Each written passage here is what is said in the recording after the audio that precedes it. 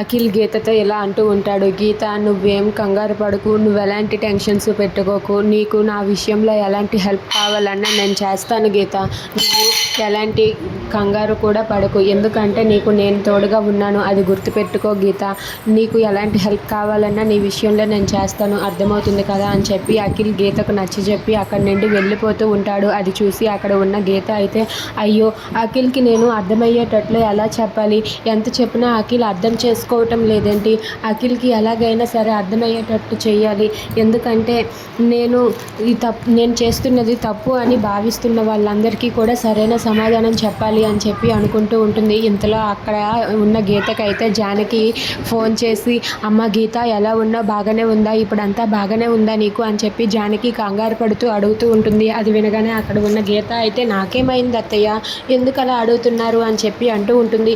అదేంటమ్మా అలా అంటున్నావు, నీ మీద అటాక్ జరిగిందని నేను విన్నాను, అందుకే ఇప్పుడు నీకు ఎలా ఉంది, బాగానే ఉందా అని చెప్పి జానకి అడుగుతూ ఉంటుంది. దాంతో అక్కడ ఉన్న గీత అయితే, అటాక్ జరిగింది నా మీద కాదు అత్తయ్య, అఖిల్ మీద. అఖిల్ని ఎవరో కావాలనే ఉద్దేశపూర్వకంగానే చంపాలనుకున్నారు, అఖిల్ని ఎవరు చంపాలనుకున్నారో ఏంటో అని చెప్పి గీత అంటూ ఉంటుంది. అది వినగానే జానకి ఒక్కసారిగా షాక్ అయిపోతుంది.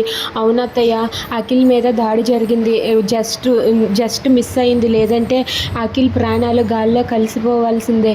అలా వాళ్ళు ప్లాన్ చేశారు. అయినా సరే అఖిల్ తనని పట్టుకోవడానికి ప్రయత్నించాడు, ఎంత ప్రయత్నించినా తను తప్పించుకొని వెళ్ళిపోయేసరికి నేనే సరే వదిలే అఖిల్ అంటే అఖిల్ తిరిగి ఇంటికి వచ్చేసాడు. అఖిల్ మీద ఎవరు అటాక్ చేశారో ఏంటో నాకు ఇప్పటికీ కూడా కంగారుగానే ఉంది, అయినా అఖిల్ మీద అటాక్ చేయవలసినంత అవసరం ఎవరికి ఉంది అత్తయ్య అని చెప్పి అంటూ ఉంటుంది. అది వినగానే జానకి అయితే, ఆ మహారథి మామూలు మనిషి కాదు, ఆ మహారథి ఎలాంటి ప్లాన్లు వేసినా మనం ఊహకు అందము, మన ఊహకి మనం ఊహించలేము కూడా. నువ్వు కొంచెం జాగ్రత్తగా ఉండమ్మా, అఖిల్ కూడా జాగ్రత్తగా చూసుకో అని చెప్పి జానకి గీతతో అంటూ ఉంటుంది. If you like this video please like, share and subscribe friends. Thanks for watching.